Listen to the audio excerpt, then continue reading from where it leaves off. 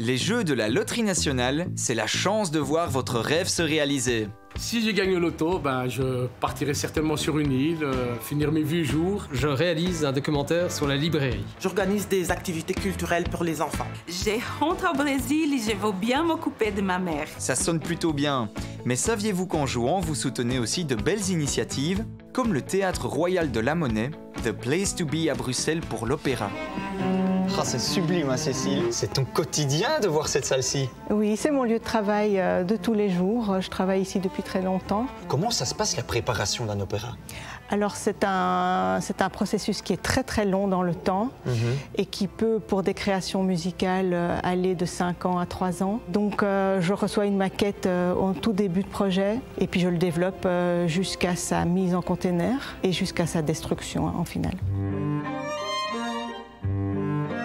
Maintenant, on va du côté des ateliers. D'accord. On a des capacités artisanales qu'on ne retrouve nulle part ailleurs.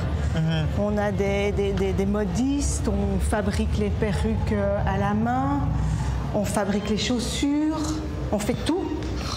Ah oui, donc quand on parle de A à Z, on parle vraiment de la paire de chaussures, la fabrication de la perruque jusqu'à la performance, la prestation sur scène. Oui, tout à fait. On est tout à fait autonome par rapport à nos productions. On est capable de tout. Et grâce aux joueurs de la Loterie Nationale, on se donne les moyens de pouvoir encore expérimenter. Et ça, c'est quand même devenu assez rare.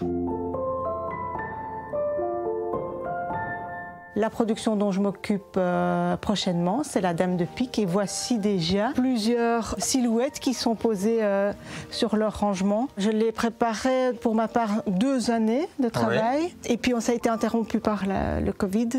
Et maintenant, on reprend la production. Je suis passionnée par le spectacle vivant. Tout ce qui se passe sur scène et tout ce qui est fait humainement m'intéresse. Il y a toujours un défi à chaque représentation. C'est jamais la même chose, jamais, jamais, jamais. Donc ici, on arrive dans l'atelier de maquillage. Et donc, on fabrique les perruques à façon, une à une, cheveux par cheveux. En tout cas, il faut être quand même habité d'une belle passion pour...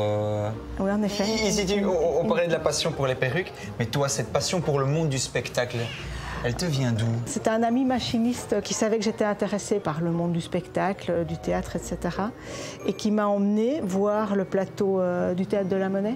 En ayant visité ce plateau, en voyant cette salle toute dorée, toute rouge, je me suis dit, c'est ici que je veux travailler.